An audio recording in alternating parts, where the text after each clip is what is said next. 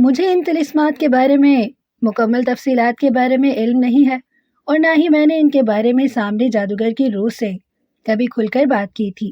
ایک بار مجھے پتہ تو چلے کہ ان طلسمات میں ہے کیا۔ میں جادوگروں کا شہنشاہ ہوں اور دنیا کے تمام جادوگروں سے زیادہ مہان جادوگر ہوں۔ جس دور میں سامری جادوگر تھا وہ اپنے دور کا طاقتور جادوگر تھا۔ اس دور میں اب میں اس سے بھی بڑا جادوگر ہوں۔ ہو سکتا ہے کہ وہ طلسمات اس قدر خوفناک نہ ہو جتنا سامری جادوگر نے بتایا تھا۔ ایسی صورت میں میرا کنویں کے طلسمات میں جانا مشکل نہ ہوگا۔ میں اپنی جادوئی طاقتوں سے ان طلسمات کو ختم کر دوں گا اور وہاں سے شہنشاہ تاج حاصل کر کے واپس بھی آ جاؤں گا، شہنشاہ افراسیاب نے کہا۔ لیکن سامری جادوگر نے کنویں کا وہ طلسم بنایا کیوں تھا؟ کیا رکھا ہے اس نے ان طلسمات میں؟ اور آپ انہیں بار بار طلسمات کہہ رہے ہیں، جس کا مطلب ہے کہ وہ ایک سے زیادہ ہیں، ملکہ حیرت جادو نے کہا۔ ہاں، کئی طلسمات ہیں۔ ان کی تعداد کتنی ہے یہ بھی مجھے معلوم نہیں ہے، لیکن میرے پوچھنے پر سامری جادوگر نے بتایا تھا کہ اس کے پاس دنیا کے بڑے بڑے خزانے تھے جو آج کے دور کے 100 بادشاہوں کے خزانوں سے بھی زیادہ بڑے اور نایاب ہیں۔ اس دور میں بڑے بڑے نامور جادوگر سامری جادوگر کے پیچھے پڑے ہوئے تھے اور اس سے وہ سارے خزانے حاصل کر لینا چاہتے تھے۔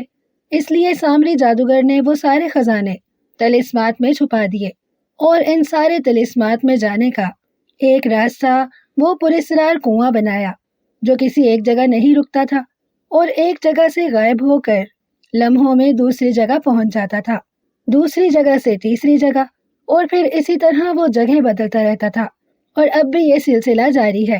پراسرار کنواں کہاں اور کب نمودار ہوگا اور نمودار ہونے کے کتنی دیر بعد غائب ہو جاتا ہے، اس کے بارے میں بھی کوئی کچھ نہیں جانتا۔ میں سامری جادوگر کا وفادار ہوں۔ سامری جادوگر کی روح مجھے پسند کرتی ہے، اور پھر میں اس کے خزانوں کے لیے اس کے بنائے ہوئے طلسمات میں نہیں جانا چاہتا۔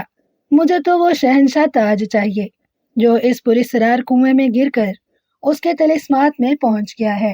ایک بار مجھے وہ تاج مل جائے تو میں سامری جادوگر کے بنائے ہوئے طلسمات کو دوبارہ اسی طرح قائم کر دوں گا تاکہ اس کے چھپائے ہوئے خزانے ہمیشہ وہیں محفوظ رہیں۔ مجھے یقین ہے کہ سامری جادوگر کی روح میری اس بات کو رد نہیں کرے گی اور مجھے ان طلسمات کے بارے میں بتا دے گی، افراسیاب نے کہا۔ تو کیا ابھی تک آپ نے سامری جادوگر کی روح سے ملاقات کر کے بات نہیں کی؟ ملکہ حیرت جادو نے کہا۔ نہیں، شہنشاہ تاج کے بارے میں مجھے آج ہی علم ہوا ہے۔ اگر پہلے پتا ہوتا تو اب تک میں نہ صرف سامری جادوگر سے بات کر چکا ہوتا بلکہ اس کے طلسمات میں جا کر طلسمات کو ختم کر کے شہنشاہ تاج بھی حاصل کر چکا ہوتا، شہنشاہ افراسیاب نے جواب دیا۔ آج آپ کو شہنشاہ تاج کے بارے میں کیسے پتا چل گیا؟ اور شہنشاہ تاج کب گرا تھا اس حاضر اور غائب ہونے والے پراسرار کنویں میں؟ ملکہ حیرت جادو نے کہا۔ شہنشاہ تاج کو پراسرار کنویں میں گرے ہوئے 6 ماہ گزر چکے ہیں۔ سردار کالوت نے قبیلے کے جنات کو اس پراسرار کنویں کی تلاش میں بھیجا ہوا ہے، اور وہ جنات دنیا کے ہر حصے میں جا کر اس پراسرار کنویں کو ڈھونڈتے پھر رہے ہیں۔ کل رات مجھے نیند نہیں آ رہی تھی تو میں تہہ خانے میں جادوئی آئینے کے سامنے چلا گیا تھا تاکہ میں جادوئی آئینے سے یہ معلوم کر سکوں کہ آخر وہ دن کب آئے گا جب میں سردار امیر حمزہ کی فوج پر فتح حاصل کر سکوں گا، اور وہ دن میرے لیے جشن کا دن ہوگا۔ تب جادوئی آئینے نے مجھے یہ ساری حقیقت بتائی تھی، شہنشاہ افراسیاب نے جواب دیا۔ اوہ، تو آپ اس جادوئی آئینے سے پوچھ لیتے کہ وہ پراسرار کنواں اب دنیا کے کس حصے میں نمودار ہوگا، اور آپ اس کنویں کے طلسمات سے شہنشاہ تاج کیسے حاصل کر سکتے ہیں، ملکہ حیرت جادو نے کہا۔ میں نے پوچھا تھا، لیکن مجھے جادوئی آئینے نے اس کے لیے سامری جادوگر کی روح سے مشورہ کرنے کا کہا ہے، اور اب میں یہی سوچ رہا تھا کہ میں سامری جادوگر کی روح سے مل کر اس سے کیسے بات کروں۔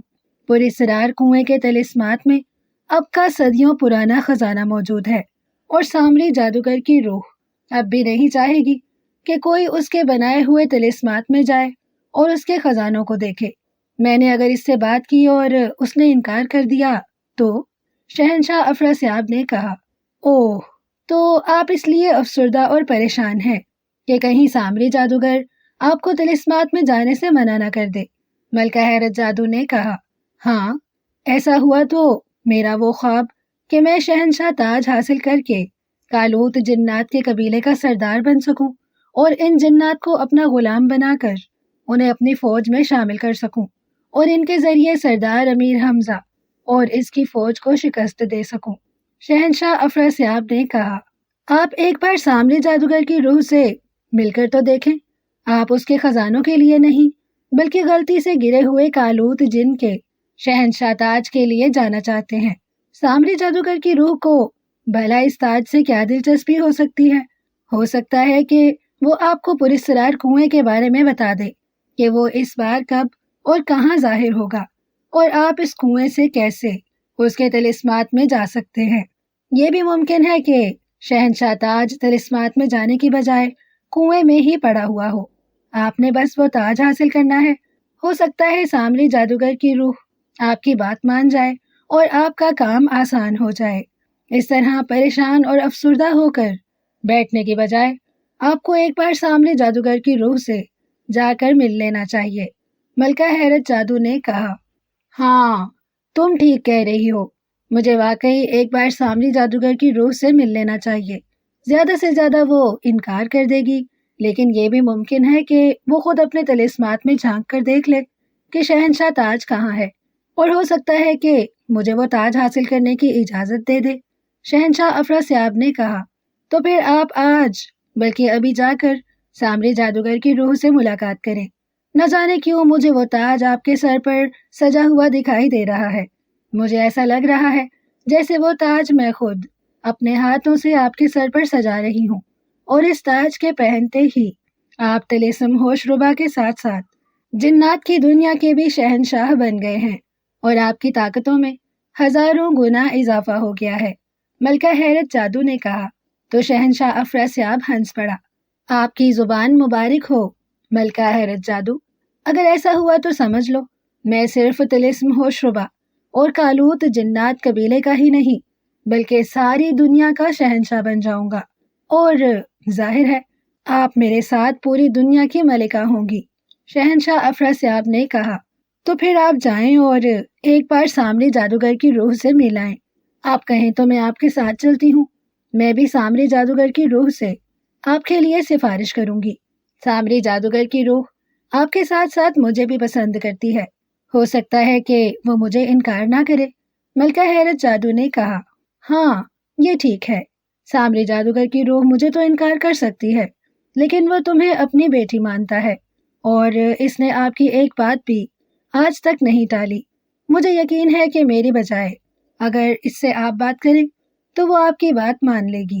شہنشاہ افراسیاب نے مسرت بھرے لہجے میں کہا، ٹھیک ہے، میں جا کر بات کروں گی سامری جادوگر کی روح سے، آپ چلے میرے ساتھ۔ ملکہ حیرت جادو نے کہا اور اٹھ کر کھڑی ہو گئی۔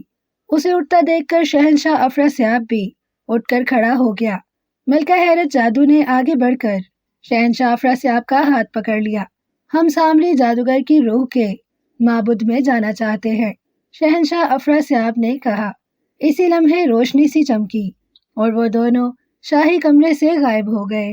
اس سے پہلے کہ عورت تلوار مار کر عمرو عیار کی گردن اس کے تن سے جدا کرتی، اس کا ہاتھ اچانک رک گیا۔ تلوار ٹھیک عمرو عیار کی گردن کے چند انچ کے فاصلے پر رک گئی تھی۔ عمرو عیار کے منہ سے خوف کے باعث چیخ نکلی تھی اور اس نے موت کے خوف سے بے اختیار آنکھیں بند کر لی تھی، لیکن جب اس کی گردن پر تلوار نہ پڑی تو اس نے آہستہ آہستہ آنکھیں کھولیں اور پھر عورت کو جھکے اور تلوار اپنی گردن کے قریب رکی دیکھ کر وہ حیران رہ گیا۔ عورت اس کی طرف غور سے دیکھ رہی تھی۔ چند لمحے وہ اسے دیکھتی رہی، پھر وہ سیدھی ہو گئی اور اس نے تلوار عمرو عیار کی گردن سے ہٹا لی۔ تم نے میرے بیٹے کو ہلاک کیا ہے، میں چاہتی تو ابھی اور اسی وقت تمہاری گردن تمہارے دھڑ سے الگ کر سکتی تھی، لیکن میں ایسا نہیں کروں گی۔ میں جان بوجھ کر کسی کی جان نہیں لے سکتی۔ مجھے ایسا کوئی اختیار نہیں ہے کہ میں کسی مجرم کو اس کے جرم کی سزا دوں۔ میں کوہکاف کی ریاست چاہ کاف کی ملکہ ہوں۔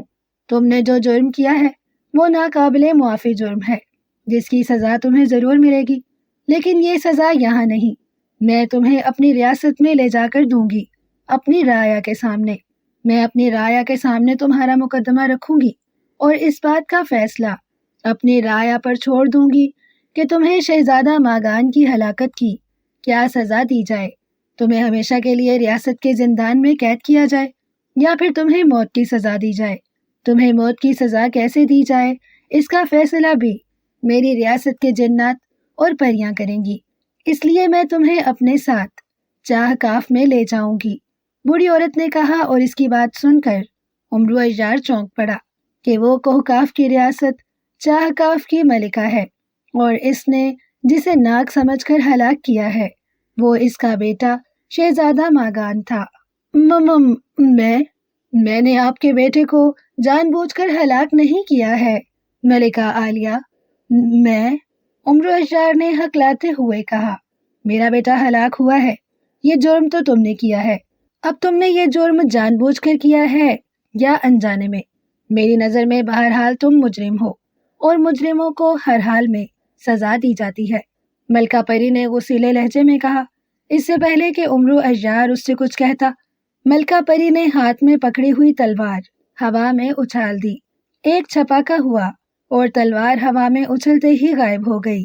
ماگا، روگا، دامبو شوگا، فوراً حاضر ہو جاؤ، ملکہ پری نے ایک طرف دیکھتے ہوئے چیختی ہوئی آواز میں کہا۔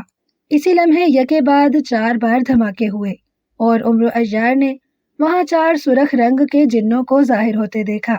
ان جنات کے رنگ گہرے سرخ تھے، ان کے زیریں حصوں پر سیاہ رنگ کے جانگیے تھے اور وہ چاروں سروں سے گنجے تھے۔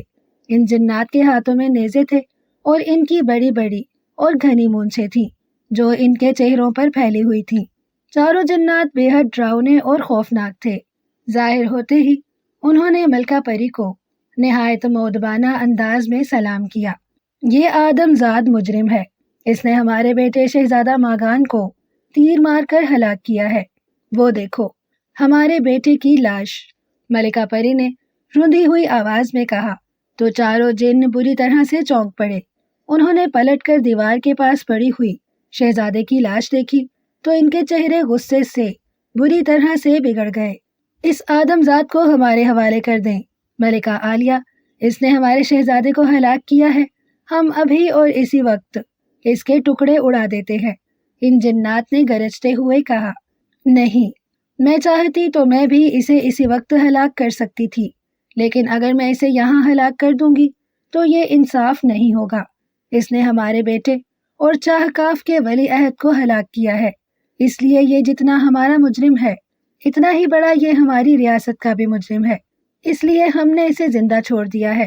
ہم اسے ریاست میں لے جا کر اپنی رعایا کی عدالت میں کھڑا کریں گے۔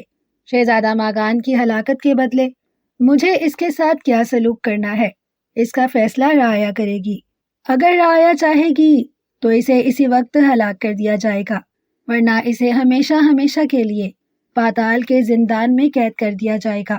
ملکہ پری نے کہا، جیسا آپ کا حکم ملکہ عالیہ۔ سرخ جنوں نے ایک ساتھ کہا۔ وہ عمرو اشجار کو کھا جانے والی نظروں سے گھور رہے تھے، جیسے ان کا بس نہ چل رہا ہو اور وہ ابھی عمرو اشجار کے ٹکڑے اڑا دیں۔ ماگا، روگا، تم ہمارے بیٹے کی لاش اٹھاؤ اور اسے ریاست میں لے جاؤ، اور تم دونوں اس آدم زاد کو اٹھا کر لے جاؤ اور اسے پاتال کے زندان میں قید کر دو۔ میں محل میں جا کر شہزادہ ماگان کی ہلاکت اور اس کے مجرم کے بارے میں رعایا کو بتانے کے لیے اعلان عام کروں گی۔ کل صبح میدان سجایا جائے گا جس کے چاروں طرف چاہ کاف کی رعایا ہوگی، اور ان کے درمیان اس مجرم کو کھڑا کیا جائے گا، اور پھر اسی میدان میں فیصلہ کیا جائے گا کہ شہزادہ ماگان کے قاتل کو کیا سزا دی جائے۔ اسے بھی وہاں بولنے کا موقع دیا جائے گا تاکہ یہ اپنی صفائی دے سکے، اور اگر یہ خود کو بے گناہ ثابت کرنا چاہے تو کر سکتا ہے۔ میں ہر صورت میں اپنے اور اس کے ساتھ انصاف کروں گی، کیونکہ میں ظالم اور بے رحم نہیں بلکہ انصاف پسند ملکہ ہوں۔ کسی کے ساتھ ناانصافی کرنا مجھے پسند نہیں ہے، ملکہ پری نے کہا۔ تو عمرو اشجار کے چہرے پر قدرے سکون آ گیا کہ اسے بولنے اور اپنی صفائی دینے کا موقع دیا جائے گا۔ ورنہ اسے ایسا لگ رہا تھا کہ ملکہ پری اس کی کوئی بات سنے بغیر اسے موت کی سزا دے دے یا پھر ہمیشہ ہمیشہ کے لیے پاتال کے زندان میں قید کی سزا سنا دے۔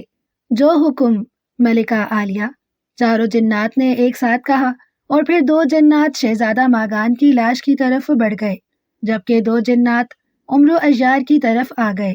ان میں سے ایک جن نے عمرو اجار کو کاندھوں سے پکڑا اور دوسرا جن عمرو اجار کے پیروں کے پاس آ گیا۔ ان دونوں نے عمرو اجار کو اٹھایا اور پھر وہ عمرو اجار کو لیے ہوئے یکلخت غائب ہو گئے۔ عمرو اجار کی آنکھوں کے سامنے اندھیرا چھا گیا تھا۔ اسے یوں محسوس ہو رہا تھا جیسے دونوں جنات اسے اٹھائے بجلی کسی رفتار سے ہوا میں اڑے چلے جا رہے ہوں۔ اسے تیز ہواؤں کے جھونکوں کے ساتھ زناٹے دار آوازیں بھی سنائی دے رہی تھیں۔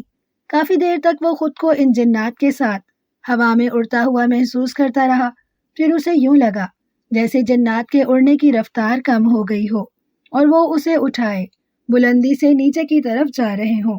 کچھ ہی دیر میں عمرو اجار کو ایسا لگا جیسے اسے ٹھوس زمین پر لٹایا جا رہا ہو۔ اس کی آنکھوں کے سامنے اندھیرا چھایا ہوا تھا، تاریکی اتنی زیادہ تھی کہ ہاتھ کو ہاتھ تک سجھائی نہ دے رہا تھا۔ دونوں جن اسے زمین پر لٹا کر شاید پیچھے ہٹ گئے تھے۔ یہ کون سی جگہ ہے؟ عمرو اجار نے کہا، لیکن جواب میں اسے کوئی آواز سنائی نہ دی۔ یہاں کوئی ہے؟ کون ہے یہاں؟ عمرو اجار نے ایک بار پھر کہا، لیکن اس بار بھی اسے کوئی جواب نہ ملا۔ شاید جن اسے وہاں لٹا کر واپس لوٹ گئے تھے۔ اگر انہیں جانا ہی تھا تو مجھے ان زنجیروں سے ہی آزاد کر جاتے۔ اس طرح پڑے پڑے تو میرا سارا جسم ہی اکڑ کر رہ جائے گا۔ اب میں کیا کروں؟ عمرو اجار نے پریشانی کے عالم میں بڑبڑاتے ہوئے کہا۔ کوئی ہے؟ کوئی میری آواز سن رہا ہے؟ کوئی ہے یہاں؟ عمرو اجار نے اس بار گلا پھاڑ کر چیختے ہوئے کہا، لیکن اس بار بھی اسے کوئی جواب نہ ملا۔ محافظ بونے؟ اچانک عمرو اجار کو محافظ بونے کا خیال آیا تو اس نے زنبیل کے محافظ بونے کو آواز دی۔ حکم آقا۔ اسی لمحے زنبیل کے محافظ بونے کی آواز سنائی دی تو عمرو اجار کے چہرے پر رونق سی آ گئی۔ وہ ڈر رہا تھا کہ کہیں ایسا نہ ہو کہ زنبیل کا محافظ بونا بھی کسی مجبوری کی وجہ سے اسے جواب نہ دے سکے تو وہ کیا کرے گا۔ حکم کے بچے، میری حالت دیکھ رہے ہو، میں زنجیروں میں بندھا پڑا ہوں، فوراً زنبیل سے نکل کر باہر آؤ، فوراً۔ عمرو اجار نے غصیلے لہجے میں کہا۔ جو حکم آقا۔ یہ لیں، میں زنبیل سے باہر آ گیا ہوں، محافظ بونے کی آواز سنائی دی۔ خالی ہاتھ باہر آئے ہو احمد بونے، اپنے ساتھ شب چراغ ہیرا کیوں نہیں لائے؟ عمرو اجار نے منہ بنا کر کہا۔ آپ نے مجھے شب چراغ ہیرا لانے کا حکم نہیں دیا تھا آقا، اگر حکم دیں تو میں اسے زنبیل سے نکال کر لے آتا ہوں، محافظ بونے کی آواز سنائی دی۔ جاؤ، جلدی جاؤ اور زنبیل سے شب چراغ ہیرا نکال کر لاؤ۔ اس خوفناک تاریکی سے مجھے خوف محسوس ہو رہا ہے، مجھے ایسا لگ رہا ہے جیسے مجھے باندھ کر کسی تاریک قبر میں ڈال دیا گیا ہو۔ عمرو اجار نے خوف بھرے لہجے میں کہا۔ یہ سچ ہے آقا، آپ واقعی قبر میں ہی ہیں، محافظ بونے کی آواز سنائی دی تو عمرو اجار بوکھلا گیا۔ کیا مطلب؟ کیا تم سچ کہہ رہے ہو؟ میں سچ مچ کسی قبر میں ہوں؟ عمرو اجار نے خوف بھرے لہجے میں کہا۔ ہاں آقا، یہ قبر ہے، چاہکاف کی دنیا کی قبر، جسے وہ پاتال کا زندان کہتے ہیں، محافظ بونے نے جواب دیا۔ ارے باپ رے، یہ کیسی ملکہ پری ہے جس نے مجھے زندان کی بجائے زندہ قبر میں ڈال دیا ہے؟ عمرو اجار نے کہا۔ وہ ملکہ پری نہیں ہے آقا، اور نہ ہی یہ چاہکاف، کوکاف کی ریاست ہے، محافظ بونے کی آواز سنائی دی تو عمرو اجار بری طرح سے چونک پڑا۔ کیا مطلب؟ یہ تم کیا کہہ رہے ہو؟ اسی نے تو کہا تھا کہ وہ کوکاف کی ریاست چاہکاف کی ملکہ پری ہے، عمرو اجار نے حیرت زدہ لہجے میں کہا۔ اس نے آپ سے جھوٹ بولا تھا، محافظ بونے نے کہا۔ جھوٹ؟ عمرو اجار کے منہ سے نکلا۔ ہاں آقا، وہ ملکہ پری نہیں بلکہ پاتال کی شیطانی دنیا کی کالی ملکہ تھی، شیطان کالی ملکہ، جو آپ کو اپنے جال میں پھنسا کر یہاں لائی ہے، محافظ بونے نے کہا تو عمرو اجار کا منہ حیرت سے کھلے کا کھلا رہ گیا۔ کیا؟ یہ تم کیا کہہ رہے ہو؟ پاتال کی شیطانی دنیا، کالی ملکہ اور کیسا جال؟ عمر اجدار نے حیرت زدہ لہجے میں کہا۔ پہلے میں زنبیل سے شب چراغ ہیرا نکال کر لاتا ہوں آقا، تاکہ یہاں روشنی پھیلا سکوں۔ اگر میں نے یہاں روشنی نہ کی تو اندھیرے میں شیطان جن آئیں گے اور آپ کو خوفناک اذیتوں میں مبتلا کریں گے، اور آپ کو اس بات کے لیے مجبور کریں گے کہ آپ نے جان بوجھ کر ماگان کو ہلاک کیا ہے، تاکہ کالی ملکہ آپ کو اپنے دربار میں سب کے سامنے خوفناک سزا دے سکے، یا پھر آپ کو اپنا غلام بنا سکے۔ محافظ بونے نے کہا۔ غلام؟ کیا مطلب؟ عمر اجدار نے کہا۔ کالی ملکہ نے یہ سارا کھیل آپ کو اپنا غلام بنانے کے لیے کھیلا ہے آقا، محافظ بونے نے کہا۔ کھیل؟ کیسا کھیل؟ یہ تم کیا کہہ رہے ہو محافظ بونے؟ میری سمجھ میں تمہاری کوئی بات نہیں آ رہی ہے، مجھے کھل کر بتاؤ، یہ سارا چکر آخر ہے کیا؟ عمر اجدار نے بری طرح سے سر مارتے ہوئے کہا۔ آپ تھوڑا سا انتظار کریں آقا، میں ہیرا لے آؤں، پھر یہاں روشنی کر کے میں آپ کو ان زنجیروں سے آزاد کروں گا۔ اندھیرے کی وجہ سے میں اس وقت آپ کی کوئی مدد نہیں کر سکتا، ورنہ میں آپ کو ابھی ان زنجیروں سے آزاد کر دیتا۔ بس کچھ دیر انتظار کر لیں، پھر میں آپ کو ان زنجیروں سے بھی آزاد کر دوں گا اور آپ کو اس قبر سے بھی نکال کر لے جاؤں گا۔ میں بس ابھی گیا اور ابھی آیا۔ محافظ بونے کی آواز سنائی دی، اور پھر عمر اجدار کو تیز زناٹے دار آواز سنائی دی۔ اسے اپنی زنبیل میں حرکت سی ہوتی ہوئی محسوس ہوئی، تو وہ سمجھ گیا کہ محافظ بونا زنبیل میں گھس گیا ہے۔ یہ محافظ بونا کیا کہہ رہا تھا؟ مجھے واقعی اس کی کوئی بات سمجھ میں نہیں آئی ہے۔ بوڑھی عورت خود کو پرستان کی ریاست چاہکاف کی ملکہ بتا رہی تھی، اور محافظ بونا کہہ رہا تھا کہ وہ چاہکاف کی ملکہ پری نہیں، بلکہ پاتال کی شیطانی دنیا کی کالی ملکہ ہے، اور یہ کالی ملکہ مجھے اپنا غلام بنانے کے لیے یہ سب کھیل کھیل رہی ہے۔ کیسا کھیل ہے یہ؟ اور وہ پراسرار کھیل میرے ساتھ کیوں کھیل رہی ہے؟ اور اگر وہ واقعی کالی دنیا کی کالی ملکہ ہے تو پھر وہ مجھے اپنا غلام کیوں بنانا چاہتی ہے؟ محافظ بونے کے جانے کے بعد عمر اجدار نے بڑبڑاتے ہوئے کہا۔ اسی لمحے اسے تیز گڑگڑاہٹ کی آواز سنائی دی، تو وہ چونک پڑا۔ یہ کیسی آواز ہے؟ عمر اجدار نے کہا۔ اسی لمحے اسے دو ناگوں کے پھنکارنے کی آوازیں سنائی دیں، تو عمر اجدار خوف سے کانپ کر رہ گیا۔ ناگ؟ قبر میں ناگ گھس آئے ہیں؟ محافظ بونے فوراً زنبیل سے باہر آؤ، ان ناگوں کو یہاں سے ہٹاؤ، ورنہ یہ مجھے کاٹ لیں گے۔ محافظ بونے، عمر اجدار نے بوکھلائے ہوئے لہجے میں کہا۔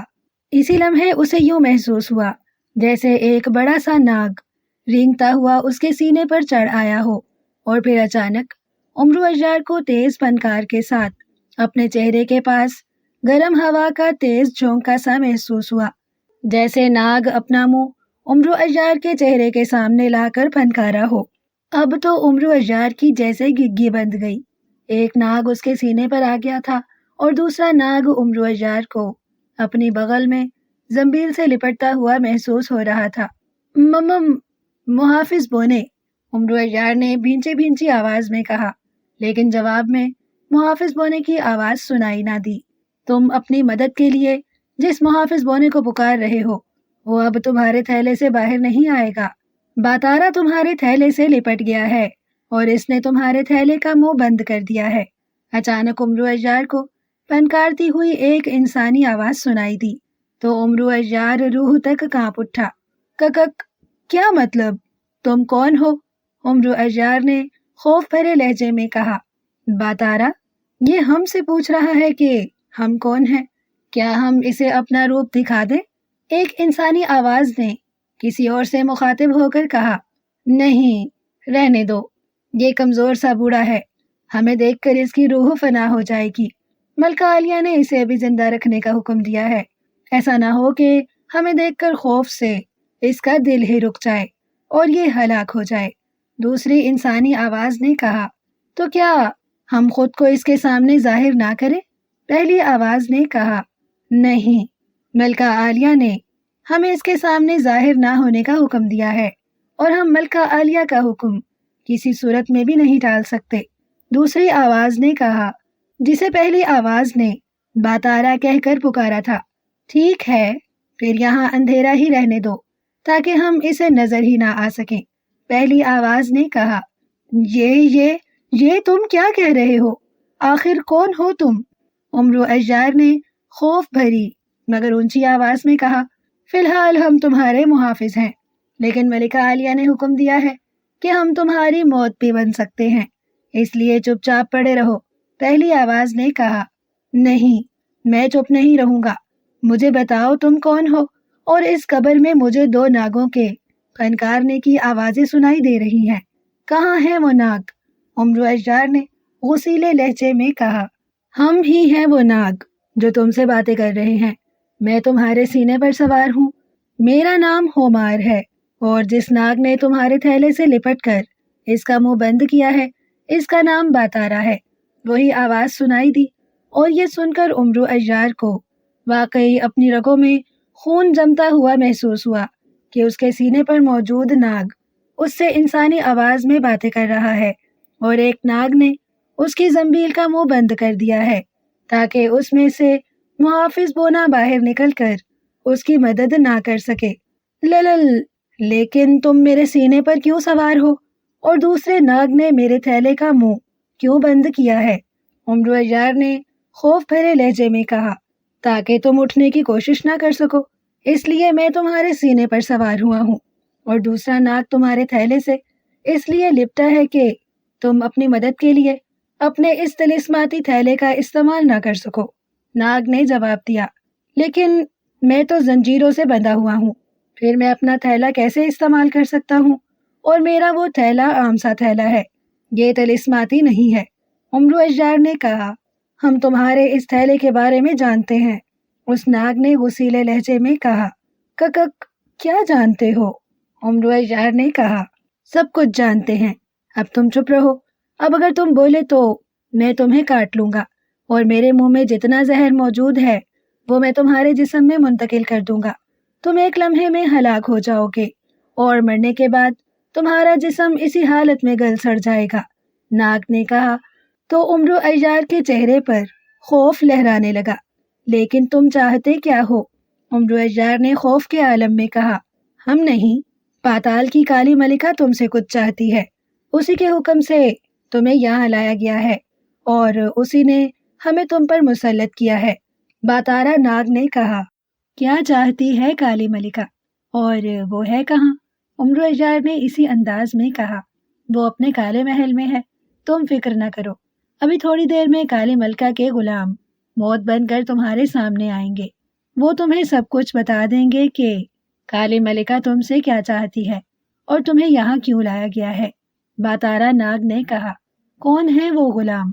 امرو نے کہا، تم انہیں ملکہ کے غلام اور اپنے لیے موت کہہ سکتے ہو، ابھی کچھ ہی دیر میں وہ یہاں پہنچ جائیں گے۔ باتارا ناگ نے کہا، اور ملکہ کے غلام اور اپنے لیے موت کا سن کر امرو اشجار کے جسم سے پسینہ پھوٹ نکلا۔ اچھا، تم ایسا کرو کہ تم میرے سینے پر سوار رہو، میں تم سے وعدہ کرتا ہوں کہ میں کوئی حرکت نہیں کروں گا، لیکن اپنے اس ساتھی سے کہو کہ یہ میرے تھیلے سے ہٹ جائے، تھیلا میری بغل میں موجود ہے، وہ حرکت کر رہا ہے تو مجھے بغل میں گدگدی سی ہوتی ہے، میری ہنسی نکل گئی تو تم برا منا جاؤ گے، اور تم نے بلا وجہ مجھے کاٹ کھانا ہے۔ امرو اشجار نے کہا، نہیں، میں برا نہیں مناتا، تم جتنا ہنسنا چاہتے ہو ہنس لو، کیونکہ جب ملکہ کے غلام یہاں آئیں گے اور وہ تمہارے ساتھ جو سلوک کریں گے تو تم اپنی ساری ہنسی بھول جاؤ گے۔ باتارا ناگ نے کہا، ککک، کیا مطلب؟ وہ میرے ساتھ کیا سلوک کریں گے؟ امرو نے کہا، جب وہ آئیں گے تو تمہیں خود ہی پتہ چل جائے گا۔ باتارا ناگ نے کہا، تو ان کے آنے سے پہلے تم بتا دو، تمہیں بتاتے ہوئے کیا تکلیف ہوتی ہے؟ امرو اشجار نے منہ بنا کر کہا، تم ضرورت سے زیادہ بول رہے ہو، اب بس تمہارے منہ سے ایک لفظ بھی نہ نکلے، ورنہ۔ باتارا ناگ نے پھنکارتے ہوئے کہا، کیا ورنہ؟ امرو نے منہ بنا کر کہا۔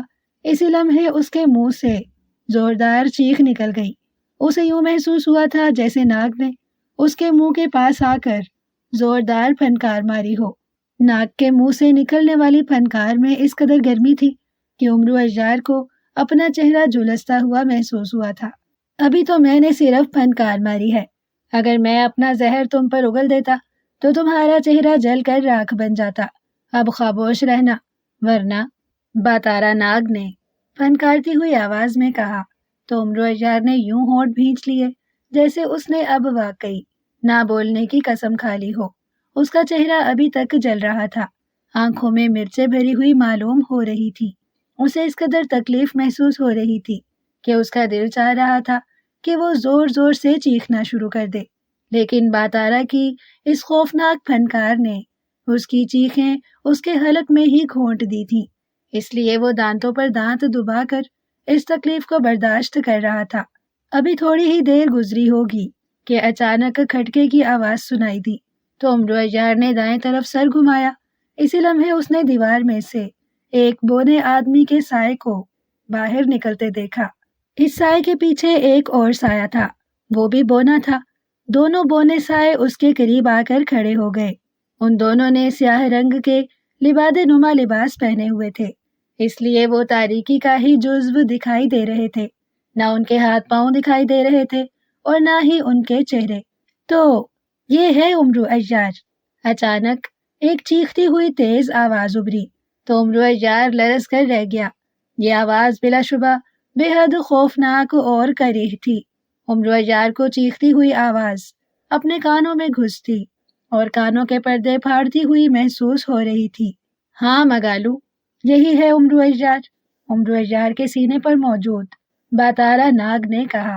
ٹھیک ہے، میں اپنے ساتھ چوگی کو لایا ہوں، تم دونوں اسے چھوڑ کر چلے جاؤ، اب ہم خود اسے سنبھال لیں گے اور اس سے بات بھی کر لیں گے۔ دوسرے سائے کی آواز سنائی دی۔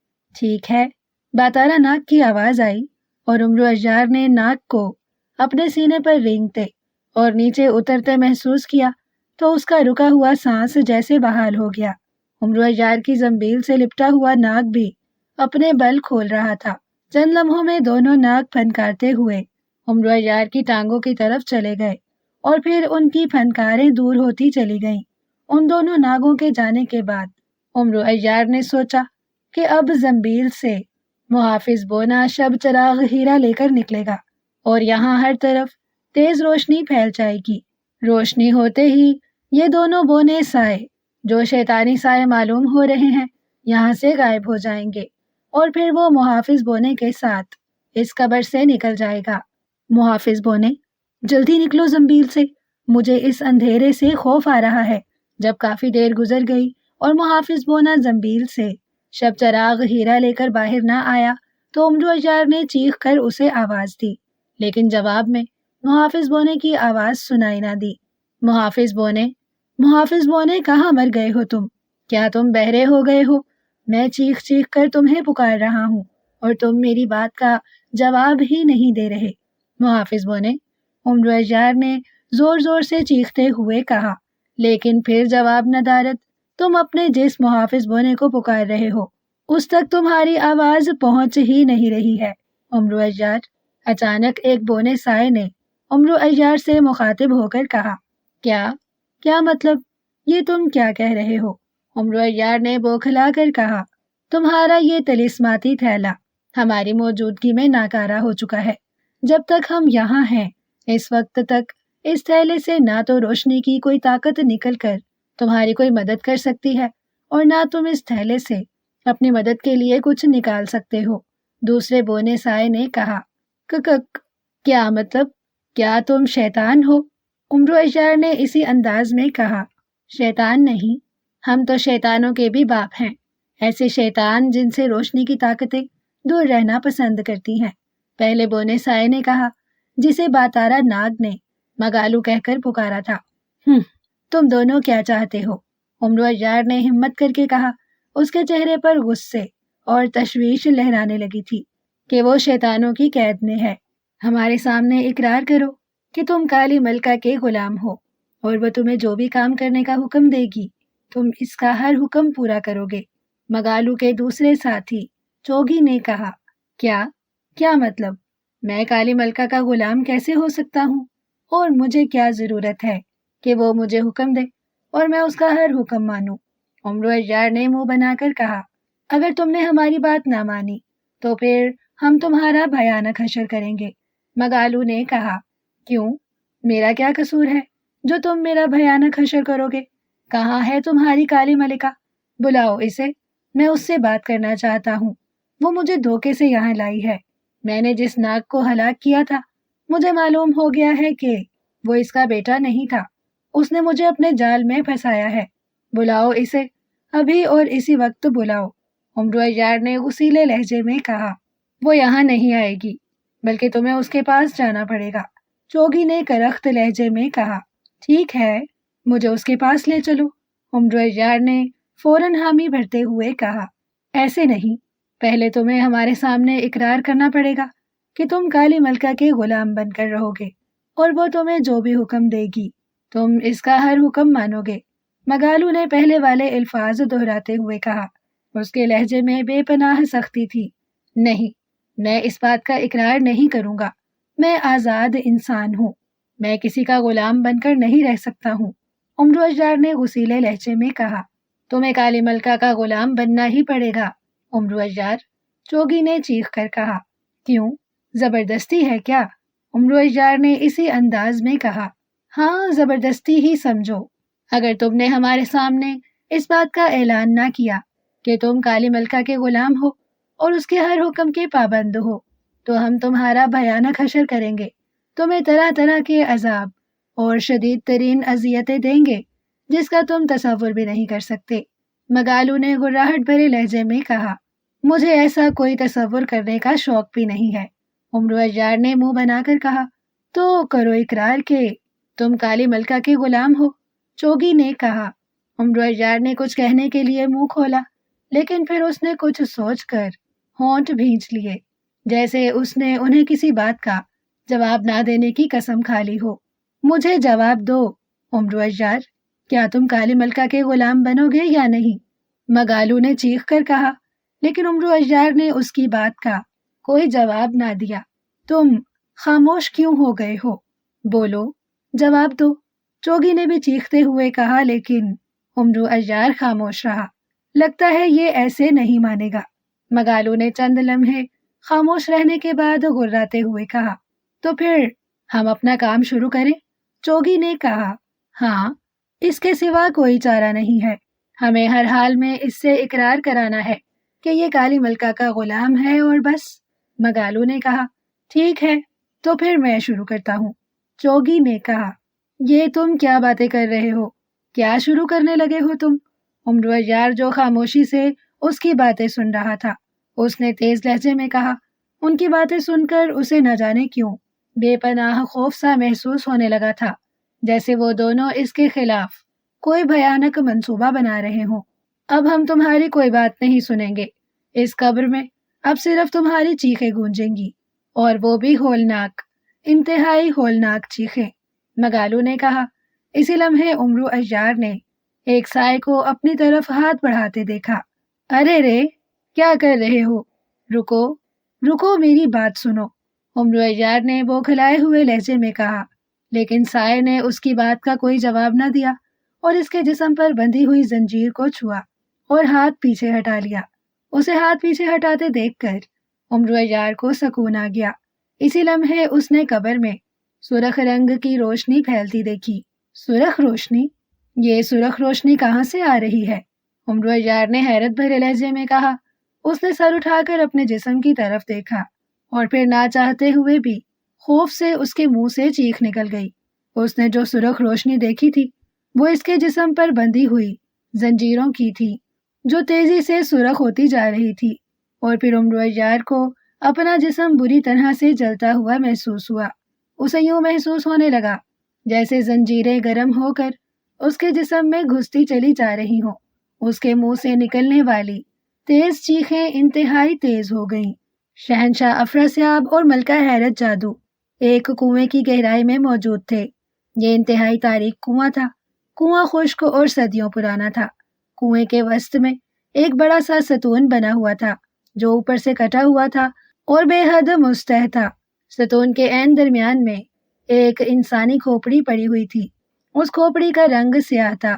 سیاہ ہونے کی وجہ سے یہ کھوپڑی اندھیرے کا ہی جزو دکھائی دے رہی تھی۔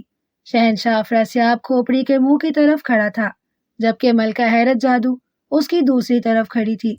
दोनों की नजरें इस खोपड़ी पर यूं जमी हुई थीं, जैसे अंधेरे के बावजूद वो इस खोपड़ी को बखूबी देख सकते हों। खोपड़ी के गिर्द सफेद रंग का दायरा बना हुआ था। सामरी रूह, मैं अपनी बीवी मलका हैरत जादू के साथ तुमसे खसूसी मुलाकात के लिए आया हूँ। हमारे सामने जाहिर हो जाओ। शहंशाह अफरासियाब मुसलसल ये अल्फाज दोहरा रहा था। उसने जैसे ही छठी बार ये अल्फाज दोहराए, अचानक खोपड़ी की आंखें रोशन हो गईं। उसकी आंखों में दो सुरख बल्ब से जल उठे। सुरख सुरख बल्ब, फिर ये सुरख रोशनी हर तरफ फैल गई। रोशनी ने ना सिर्फ शहंशाह अफरासियाब बल्कि मलिका हैरत जादू समेत सारे कुएं को ही सुरख करके रख दिया था। ऐसा लग रहा था जैसे कुआं और वो दोनों सुरख रंग के खून में डूब गए हों। फिर खोपड़ी के मुंह से अचानक गाढ़ा धुआं निकलना शुरू हो गया। धुआं तेजी से खोपड़ी के सर की तरफ बुलंद होकर एक जगह जमा होता जा रहा था। देखते ही देखते इस धुएं ने एक इंसानी साए का रूप धार लिया और फिर वो साया गायब हो गया। अब सतून पर एक इंसानी साए का अक्स दिखाई दे रहा था, जिसके आर पार आसानी से देखा जा सकता था। इसी लम्हे अक्स ने हाथ बढ़ाकर सतून पर पड़ी हुई खोपड़ी उठाई और अपने सर पर रख ली। जैसे ही इंसानी अक्स ने खोपड़ी सर पर रखी, इसी लम्हे इंसानी अक्स की गोल गोल आंखें चमक उठी। उसकी आंखें बेपनाह सुरख रंग की थीं। इस इंसानी अक्स को देखकर मलका हैरत जादू और शहंशाह अफरासियाब ने बेइख्तियार सर झुका लिए। इसी लम्हे माहौल भेड़िए जैसी खौफनाक कुर्राहटों की आवाज से गूंजने लगा। ये आवाजें इस इंसानी अक्स के मुंह से निकल रही थी। तिलिस्म होश रुबा का शहंशाह अफरासियाब सामरी जादूगर की रूह को सलाम पेश करता है। शहंशाह अफरासियाब ने बड़े मोदबाना लहजे में कहा, तिलिस्म होश रुबा की मलिका हैरत जादू का भी सामरी रूह को सलाम। मलिका हैरत जादू ने भी मोदबाना लहजे में कहा, क्यों आए हो दोनों एक साथ, क्या चाहिए? सामरी रूह ने गुर्राहट भरी आवाज में कहा, हम सामरी रूह से मदद मांगने आए हैं। उम्मीद है सामरी रूह हमें मदद करने से इनकार नहीं करेगी। शहंशाह अफरासियाब ने इसी तरह मोदबाना लहजे में कहा, कैसी मदद? सामरी रूह ने पूछा तो शहंशाह अफरासियाब ने उसे कालूत जिन्नात कबीले और कालूत जिन के शहंशाह ताज के बारे में बताना शुरू कर दिया कि वो कैसे अपने जिन्नाती कबीले से बाहर आया था और कैसे उसका ताज कुएं में गिर गया था, जो सामरी जादूगर के तिलिस्मात का रास्ता था। अब तुम क्या चाहते हो? सामरी रूह ने सारी बात सुनने के बाद भेड़िए की तरह गुर्राते हुए कहा, मैं शहंशाह ताज हासिल करना चाहता हूँ आका। इस ताज के मिलते ही कालूत कबीला मेरा गुलाम बन जाएगा और जादूगरों के साथ साथ जिन्नात भी मेरी फौज में शामिल हो जाएंगे, जिनकी मदद से मैं सरदार अमीर हमजा और इसकी फौज को आसानी से शिकस्त दे दूंगा। शहंशाह अफरासियाब ने कहा, इस ताज को हासिल करने के लिए तुम्हें मेरे तिलिस्मात, जो सामरी तिलिस्मात कहलाते हैं, में जाना पड़ेगा। इन तिलिस्मात को जब तक तुम खत्म नहीं करोगे, तुम शहंशाह ताज हासिल नहीं कर सकोगे।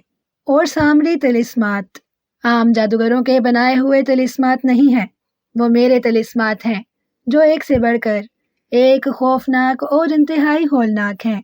शहंशाह ताज इस कुएं में गिरकर मेरे आखिरी तिलिस्म में पहुंच चुका है, जो मौत का तिलिस्म है। इस तिलिस्म तक पहुंचने के लिए तुम्हें पहले तिलिस्मात को फना करना पड़ेगा। जब तक तुम इन तिलिस्मात को फना नहीं करोगे, उस वक्त तक तुम मौत के तिलिस्म में नहीं पहुंच सकते। और सामरी तिलिस्मात के सारे तिलिस्मात एक से बढ़कर एक हैं, इस कदर खौफनाक और भयानक जिसका तुम तसव्वुर भी नहीं कर सकते। सामरी रूह ने गुर्राहट भरे लहजे में कहा, मेरे लिए शहंशाह ताज हासिल करना बेहद जरूरी है आका। मैं सरदार अमीर हमजा से रोज रोज की शिकस्त से तंग आ चुका हूँ और मुझे तिलिस्म होशरुबा मुकम्मल तौर पर खत्म होता हुआ नजर आ रहा है। अगर मैंने जल्द से जल्द सरदार अमीर हमजा और इसकी फौज को शिकस्त ना दी, तो वो तिलिस्म होशरुबा में घुस आएंगे, और अगर वो तिलिस्म होशरुबा में दाखिल हो गए, तो मैं तो क्या, आप भी उन्हें आगे बढ़ने से नहीं रोक सकेंगे और वो आसानी से तिलिस्म होशरुबा को सर कर लेंगे। शहंशाह अफरासियाब ने अफसुर्दा लहजे में कहा। हाँ, मैं देख रहा हूँ। सरदार अमीर हमजा की फौज तुम्हारी फौज पर भारी पड़ रही है और तुम इससे मुकम्मल तौर पर कई बरसों से शिकस्त से दो चार हो रहे हो, जिससे तुम्हारी ताकतें भी घटती चली जा रही हैं और तुम्हारा तिलिस्म होशरुबा भी कमजोर हो रहा है। सामरी रूह ने कहा।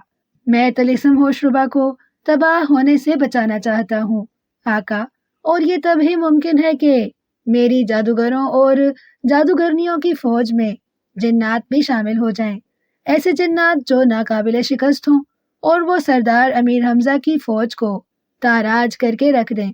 और ये सारी खूबियां कालूत कबीले के जिन्नात में मौजूद हैं। ये तो इत्तफाक है कि कालूत जिन का शहंशाह ताज आपके तिलिस्मात में जाने वाले रास्ते, जो एक हाजिर और गायब होने वाले कुएं में है, में गिर गया है, वरना इन जिन्नात के कबीले तक पहुंचना नामुमकिनात में से था। अब मुझे मौका मिला है कि मैं शहंशाह ताज को अपने कब्जे में कर लूं और इसे अपने सर पर रखकर कालूत कबीले के जिन्नात का सरदार बन जाऊं।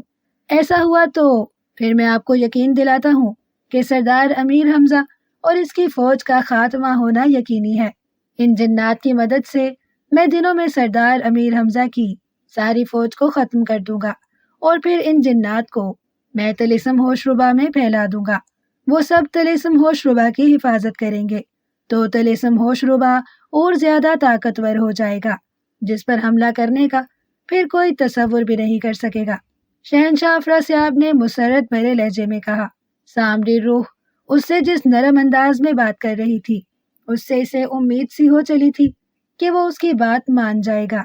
मैं जानता हूँ, अगर तुम्हारी फौज में जिन्नात और वो भी कालूत कबीले के जिन्नात शामिल हो जाएं, तो तुम्हारी फौज की ताकत हजारों गुना बढ़ जाएगी और नाकाबिले शिकस्त होगी। लेकिन मसला ये है कि मैं खुद भी अपने तिलिस्मात में नहीं जा सकता। वो तिलिस्मात मैंने अपनी उम्र भर की कमाई और बड़े बड़े खजाने महफूज रखने के लिए बनाए थे। अब चूंकि मैं जिंदा नहीं हूँ, इसलिए मुझे इन खजानों की कोई जरूरत नहीं है। मेरी रूह के लिए इन खजानों की कोई अहमियत नहीं है। अगर तुम मेरे तिलिस्मात में जाकर शहंशाह ताज हासिल कर सकते हो तो कर लो, लेकिन सामरी तिलिस्मात तुम्हें खुद पता करने होंगे। तुम इन तिलिस्मात को सर कर सकोगे या नहीं, इसके बारे में तुम्हें मेरे पास बताने के लिए कुछ भी नहीं है। ना ही मैं तुम्हें ये बता सकता हूँ कि वो तिलिस्मात क्या हैं, इन तिलिस्मात के तिलिस्म शिकन क्या हैं। अलबत्ता मैं तुम्हें ये जरूर बता सकता हूँ कि सामरी तिलिस्मात की तादाद 7 है। ये तिलिस्मात मैंने इस अंदाज में बनाए हैं कि उन्हें कोई अकेला इंसान या जिन फतह नहीं कर सकता। इसके लिए 2 अफराद का होना जरूरी है, जिनमें एक जादूगर हो और दूसरा ऐसा इंसान जो जादूगर की अलिफ बे भी ना जानता हो, लेकिन वो जादूगरों का सबसे बड़ा दुश्मन हो और अपनी जिंदगी में कम से कम 100 जादूगरों और 100 ही जादूगरनियों को हलाक कर चुका हो। मेरे दौर में ऐसा कोई इंसान नहीं था जिसने कभी किसी जादूगर या जादूगरनी से मुकाबला किया हो और उसे हलाक किया हो। इसलिए मेरे ख्याल में मेरे बनाए हुए तिलिस्मात महफूज थे कि जब तक दुनिया में ऐसा कोई इंसान पैदा नहीं हो जाता जिसने जादूगरों और जादूगरनियों से मुकाबला किया हो और 100 जादूगरों और 100 ही जादूगरनियों को भी हलाक किया हो। इसलिए मैं मुतमईन था कि मेरे तिलिस्मात में छुपाए हुए खजाने कोई हासिल नहीं कर सकेगा। खैर, अब चूंकि मुझे इन खजानों में कोई दिलचस्पी नहीं है और तुम भी इन तिलिस्मात को शहंशाह ताज हासिल करने के लिए सर करना चाहते हो, इसलिए मैं तुम्हें इन तिलिस्मात में जाने, उन्हें सर करने और उन्हें फतह करने की इजाजत देता हूँ। इन तिलिस्मात में जाने से पहले तुम किसी ऐसे इंसान को तलाश करो जो जादू ना जानता हो, लेकिन उसने 100 जादूगरों और 100 जादूगरनियों को हलाक किया हो। उसे साथ लेकर ही तुम तिलिस्मात में जा सकते हो। तिलिस्मात में जाकर तुम्हें और इस इंसान को 3-3 तिलिस्मात तबाह करने होंगे। 7वें तिलिस्म में तुम दोनों को मिलकर एक बड़ा और खौफनाक तिलिस्म तबाह करना पड़ेगा। तब तुम खजाने वाले कुएं में पहुंच जाओगे। तुम जो शहंशाह ताज हासिल करना चाहते हो वो इसी खजाने वाले कुएं में मौजूद है। शहंशाह ताज के साथ साथ तुम मेरा खजाना भी हासिल कर सकते हो। मुझे इस पर भी कोई एतराज नहीं है, सामरी रूह ने तफसील बताते हुए कहा। लेकिन ہم ایسے انسان کو کہاں ڈھونڈیں جو جادوگروں کا دشمن ہو اور اس نے 100 جادوگروں اور 100 ہی جادوگرنیوں کو ہلاک کیا ہو؟ شہنشاہ افراسیاب نے ہونٹ چباتے ہوئے کہا، یہ سوچنا تمہارا کام ہے۔ میں نے تمہیں جو تفصیل بتائی ہے اس پر عمل کرنے سے ہی تم شہنشاہ تاج تک پہنچ سکتے ہو، ورنہ نہیں۔ سامری روح نے جواب دیا، کیا آپ ہمیں ان طلسمات کے بارے میں اور تفصیل بتائیں گے آقا؟ ملکہ حیرت جادو نے کہا، جو اب تک خاموش کھڑی تھی۔ نہیں، جب تک کوئی ان طلسمات میں داخل نہیں ہو جاتا اس وقت تک کسی کو اس بات کا پتہ نہیں چل سکتا کہ ان طلسمات میں کیا ہے اور ان کے طلسم شکن کیا ہیں۔ ان طلسمات کے بارے میں شہنشاہ افراسیاب اور اس انسان کو ہی پتہ چلے گا جب وہ طلسمات میں داخل ہوں گے۔ سامری روح نے جواب دیا، لیکن وہ دوسرا انسان؟ شہنشاہ افراسیاب کی سوئی بدستور ایک ہی جگہ اڑی ہوئی تھی۔ دوسرے انسان کو تلاش کرنا تمہاری ذمہ داری ہے، اسے تلاش کرو اور اپنے ساتھ سامری طلسمات میں لے جانے کی تیاری کرو۔ میں تمہیں ایک انگوٹھی دے دیتا ہوں، جب تمہارے ساتھ دوسرا انسان ہو تو تم کسی بھی جھیل کے پاس جا کر انگوٹھی اس میں ڈال دینا، جھیل غائب ہو جائے گی اور اس کی جگہ وہ کنواں تمہارے سامنے ظاہر ہو جائے گا جس میں چھلانگیں لگا کر تم میرے طلسمات میں داخل ہو جاؤ گے۔ یہاں میں تمہیں ایک بات اور بتا دیتا ہوں، تم دونوں کو کنویں میں ایک ساتھ طلسمات میں جانا ہوگا، لیکن کنویں میں گرنے کے بعد تم الگ طلسمات میں پہنچو گے اور دوسرا انسان الگ طلسمات میں۔ تم دونوں کو اپنے اپنے طور پر 3 طلسمات تباہ کرنے ہیں۔ 3 طلسمات تباہ کرنے کے بعد ہی تم آخری موت کے طلسم میں پہنچو گے۔ اس طلسم کو تم دونوں مل کر سر کرو گے، اور ہاں، جن طلسمات میں تم داخل ہوگے اگر ان طلسمات کو تم سر نہ کر سکے اور انہی طلسمات میں موت کا شکار ہو گئے تو تمہارے ساتھ جانے والا انسان اپنے طلسمات میں ہلاک ہو جائے گا۔ اسی طرح اگر وہ انسان اپنے طلسمات میں ہلاک ہو گیا تو اس کے ساتھ تمہیں بھی مرنا پڑے گا۔ سامری روح نے کہا تو شہنشاہ افراسیاب اور ملکہ حیرت جادو چونک پڑے۔ کیا مطلب؟ میں سمجھا نہیں۔ شہنشاہ افراسیاب نے حیرت زدہ لہجے میں کہا، سامری طلسمات میں داخل ہوتے ہی تم دونوں یک جان ایک کالب بن جاؤ گے۔ اپنے طلسمات میں تم ناکام ہوئے تو اس کا خمیازہ موت کی صورت میں ہوگا۔ تم ہلاک ہوگے تو تمہارے ساتھ دوسرے طلسمات میں موجود انسان کو بھی ہلاک ہونا پڑے گا، اور اگر وہ انسان اپنے طلسمات میں ناکامی کا شکار ہو کر ہلاک ہوا تو اس کے ساتھ تمہیں بھی ہلاک ہونا پڑے گا۔ سامری طلسمات میں تم دونوں کو ہر صورت میں کامیابیاں حاصل کرنی ہیں، ورنہ دونوں کے حصے میں موت ہی آئے گی، صرف موت۔ سامری روح نے کہا تو شہنشاہ افراسیاب اور ملکہ حیرت جادو کے چہروں کے رنگ بدل گئے۔ وہ ایک دوسرے کی طرف خوف بھری نظروں سے دیکھنے لگے۔ یہ کیسے طلسمات ہیں آقا کہ ایک انسان کی ناکامی کا خمیازہ دوسرے انسان کو بھی موت کی صورت میں بھگتنا پڑے گا؟ ملکہ حیرت جادو نے حیرت بھرے لہجے میں کہا، یہ طلسمات میں نے بنائے ہی ایسے تھے تاکہ کوئی میرے خزانوں تک پہنچنا تو درکنار انہیں دیکھ بھی نہ سکے۔ سامری روح نے کہا، تو کیا ایسا نہیں ہو سکتا کہ سارے کے سارے طلسمات میں اکیلا ہی جا کر سر کر سکوں؟ شہنشاہ افراسیاب نے ہونٹ چباتے ہوئے کہا، نہیں، چونکہ میں مر چکا ہوں اس لیے میں بھی ان طلسمات میں کوئی رد و بدل نہیں کر سکتا۔ جو طلسم جیسا ہے ویسا ہی رہے گا اور اسے اسی طریقے سے سر کرنا پڑے گا جیسا میں نے بتایا ہے۔ سامری روح نے جواب دیا، تو کیا ایسا ممکن نہیں کہ اگر میں اپنے حصے کے 3 طلسمات سر کر لوں پھر دوسرے 3 طلسمات میں جا کر اس انسان کی مدد کر سکوں اور اس کے ساتھ ان طلسمات کو بھی ختم کر دوں؟ شہنشاہ افراسیاب نے کہا، نہیں، اپنے حصے کے 3 طلسمات تمہیں ختم کرنے ہیں اور دوسرے انسان کو اپنے حصے کے۔ سامری روح نے کہا، تو کیا یہ بھی ضروری ہے کہ وہ دوسرا انسان ایسا ہو جس نے 100 جادوگروں اور جادوگرنیوں کو ہلاک کیا ہو؟ ملکہ حیرت جادو نے پوچھا۔ ہاں، میں نے تمہیں بتایا ہے نا کہ ان طلسمات میں اب کوئی رد و بدل ممکن نہیں، اس لیے سب کچھ ویسا ہی ہوگا جو میں بتا رہا ہوں۔ سامری روح نے غرا کر کہا، موت کے آخری طلسم میں مجھے اور دوسرے انسان کو مل کر طلسم فتح کرنا ہے۔ پھر میں اور وہ ایک ساتھ اس کنویں میں پہنچیں گے جہاں آپ کا خزانہ اور شہنشاہ تاج موجود ہے۔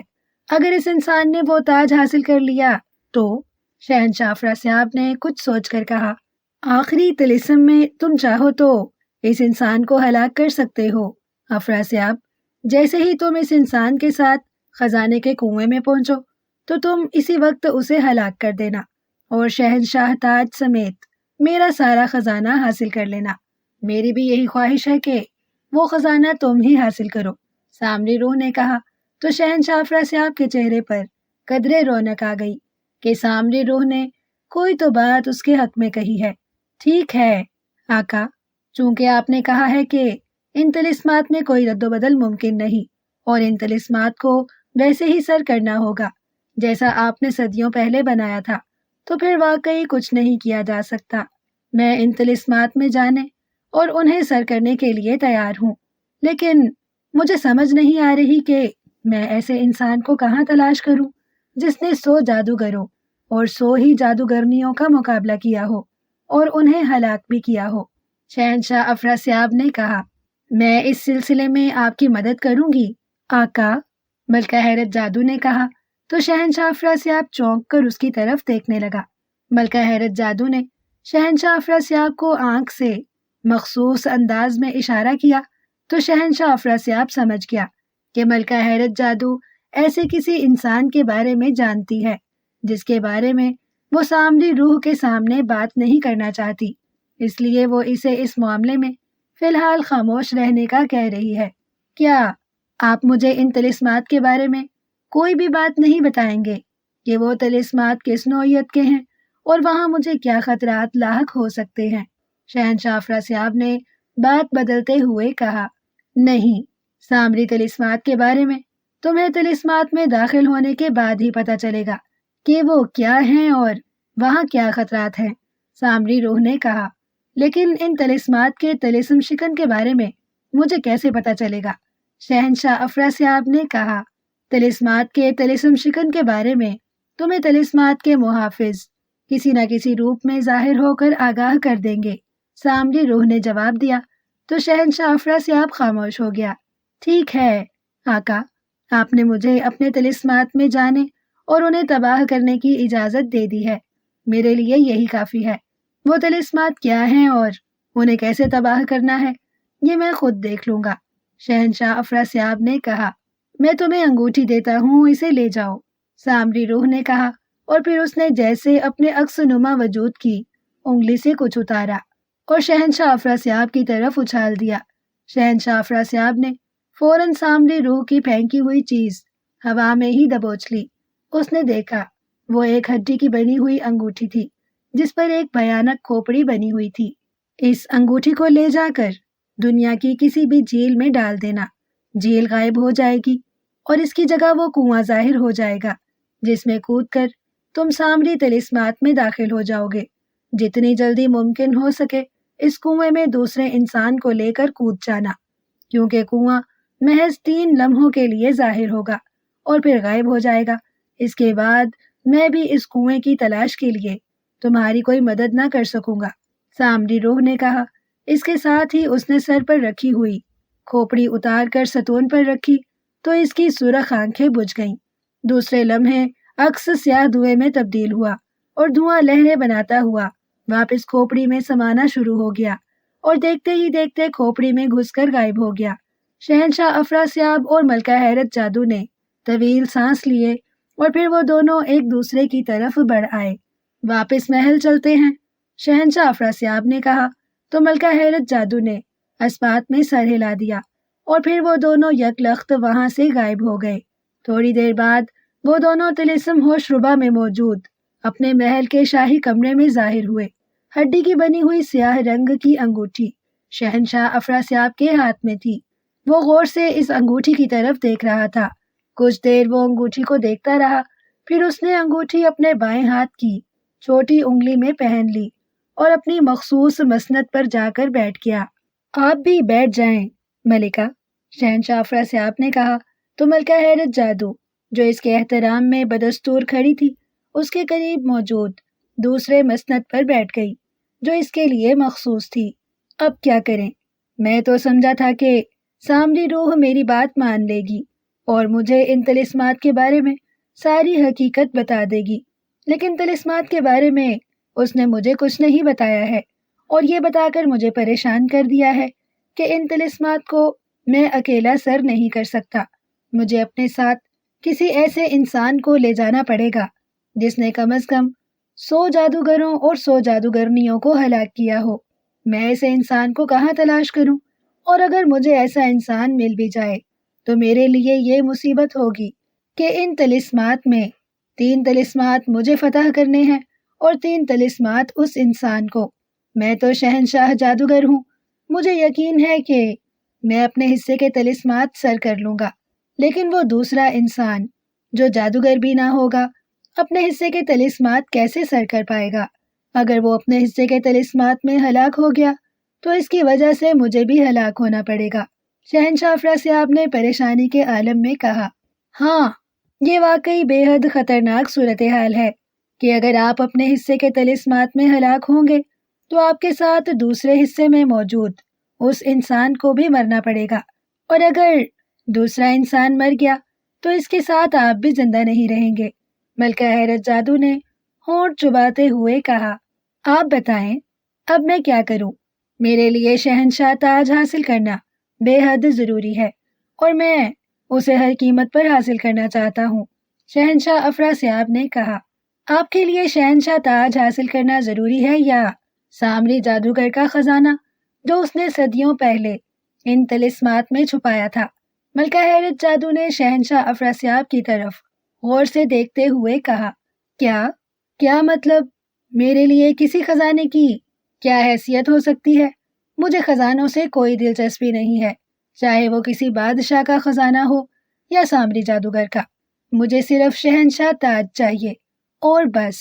شہنشاہ افراسیاب نے منہ بنا کر کہا، تو پھر وہ خزانہ اگر ہم اس لالچی انسان عمرو اجار کو دے دیں تو؟ ملکہ حیرت جادو نے شہنشاہ افراسیاب کی طرف غور سے دیکھتے ہوئے کہا تو عمرو اجار کا نام سن کر شہنشاہ افراسیاب اس بری طرح سے اچھلا جیسے ملکہ حیرت جادو نے اس کے سر پر گرز مار دیا ہو۔ عمرو اجار؟ یہ آپ ہمارے سامنے کس منحوس کا نام لے رہی ہیں ملکہ؟ آپ جانتی ہیں کہ ہم اس بدبخت کا نام بھی سننا گوارا نہیں کرتے۔ شہنشاہ افراسیاب نے غصے سے چیختے ہوئے کہا۔ اس کے چہرے پر انتہائی ناگواریت اور نفرت کے تاثرات نمودار ہو گئے تھے۔ میں معافی چاہتی ہوں آقا کہ مجھے آپ کے سامنے اس ناہنجار اور ازلی دشمن کا نام لینا پڑا ہے، لیکن میری نظروں میں ایک وہی ایسا انسان ہے جو نہ صرف 100 سے زیادہ جادوگروں اور جادوگرنیوں کا مقابلہ کر چکا ہے بلکہ سینکڑوں ہزاروں کی تعداد میں ان کا خاتمہ بھی کر چکا ہے۔ سامری روح نے آپ کو ایسے ہی انسان کو ساتھ لے جانے کا کہا ہے، اور عمرو اجار کے علاوہ ایسا کوئی انسان نہیں ہے جس نے اتنی تعداد میں جادوگروں اور جادوگرنیوں کا مقابلہ بھی کیا ہو اور انہیں ہلاک بھی کیا ہو۔ وہ جادوگروں اور جادوگرنیوں کا دشمن ہونے کے ساتھ ساتھ طلسمات شکن کا بھی ماہر سمجھا جاتا ہے۔ اس نے ہمارے قائم کردہ بے شمار ناقابل شکست طلسمات ختم کیے ہیں اور بڑے بڑے نامور جادوگروں کے طلسمات کو بھی سر کیا ہے۔ وہی ایک ایسا انسان ہے جسے اگر آپ اپنے ساتھ سامری طلسمات میں لے جائیں گے تو اس کی وجہ سے آپ کی اور آپ کی وجہ سے طلسمات میں اس کی جان محفوظ رہ سکتی ہے۔ آپ اپنی جادوئی طاقتوں سے اپنے حصے کے 3 طلسمات سر کر سکتے ہیں اور عمرو اجار اپنے طریقے سے طلسمات سر کر سکتا ہے۔ اس کے علاوہ دوسرا اور کوئی انسان نہیں ہے جو اس سلسلے میں آپ کی مدد کر سکتا ہو۔ سامری روح کی بات سنتے ہی میرے ذہن میں عمرو اجار ہی کا نام آیا تھا، اسی لیے میں نے آپ کو اس بارے میں سامری روح کے سامنے بات کرنے سے روک دیا تھا، کیونکہ ہو سکتا تھا کہ سامری جادوگر بھی آپ کی طرح عمرو اجار کا نام سننا گوارا نہ کرتا۔ ملکہ حیرت جادو نے کہا تو شہنشاہ افراسیاب نے غصے سے ہونٹ بھینچ لیے۔ ہم جس انسان سے بے پناہ نفرت کرتے ہیں آپ اسے ہی ہمیں اپنے ساتھ لے جانے کا کہہ رہی ہیں۔ اگر ہم آپ کی بات مان بھی لیں تو عمرو اجار کو کیا ضرورت ہے کہ وہ ہمارے ساتھ سامری طلسمات میں جانے کے لیے تیار ہو جائے؟ اور آپ یہ نہ بھولیں کہ ان طلسمات میں جا کر ہم شہنشاہ تاج حاصل کرنا چاہتے ہیں، جسے سر پر رکھ کر ہم جنات کے سردار بن جائیں گے، اور ہم ان جنات کی مدد سے سردار امیر حمزہ کی فوج کو تہس نہس کرنے کا ارادہ رکھتے ہیں۔ اس بات کی بھنک بھی عمرو اجار کو مل گئی، تو کیا وہ ہمیں آسانی سے شہنشاہ تاج حاصل کرنے دے گا؟ شہنشاہ افراسیاب نے غصیلے لہجے میں کہا۔ عمرو اجار کو شہنشاہ تاج کے بارے میں کچھ نہیں بتایا جائے گا آقا، اسے صرف سامری جادوگر کے خزانوں کے بارے میں بتا دیا جائے۔ وہ خزانوں کا لالچی ترین انسان ہے۔ جب اسے معلوم ہوگا کہ سامری طلسمات کو سر کر کے وہ دنیا کے بڑے بڑے خزانے حاصل کر سکتا ہے، تو اس کی آنکھوں پر لالچ کی پٹی بندھ جائے گی، اور پھر وہ ان خزانوں تک پہنچنے اور انہیں حاصل کرنے کے لیے بغیر کچھ سوچے سمجھے ان طلسمات میں کود جائے گا۔ آپ اپنے حصے کے 3 طلسمات سر کرنا، اور وہ اپنے حصے کے 3 طلسمات سر کرے گا۔ عمرو اجار چونکہ طلسمات سر کرنے کا ماہر ہے، اس لیے اس بات کا خطرہ بہت کم ہوگا کہ وہ ناکام ہو اور ان طلسمات کا شکار ہو کر ہلاک ہو جائے۔ وہ زندہ رہے گا تو آپ بھی اپنے طلسمات میں زندہ رہیں گے۔ 7ویں مرحلے میں آپ دونوں ایک ساتھ جائیں گے اور دونوں مل کر اس مرحلے کو طے کریں گے۔ جب آپ خزانے کے کنویں میں پہنچیں گے تو عمرو اجار خزانوں کے ڈھیر دیکھ کر لالچ میں اندھا ہو جائے گا، وہ خزانوں پر پل پڑے گا۔ آپ وہاں سے شہنشاہ تاج حاصل کرنا۔ شہنشاہ تاج حاصل کرتے ہی آپ کی طاقتیں بڑھ جائیں گی۔ آپ اس موقع کا فائدہ اٹھا کر عمرو اجار کو وہیں ہلاک کر دینا۔ اگر ایسا نہ بھی ہوا تو آپ اسے خزانوں کے ساتھ وہیں چھوڑ دینا، اور یہاں آ کر جب آپ اپنے سر پر تاج رکھ کر جناتی قبیلے کے سردار بن جائیں گے تو پھر آپ کے لیے عمرو اجار کو ہلاک کرنا کچھ مشکل نہ ہوگا۔ ہر صورت میں کامیابی آپ کی ہی ہوگی آقا، ملکہ حیرت جادو نے کہا۔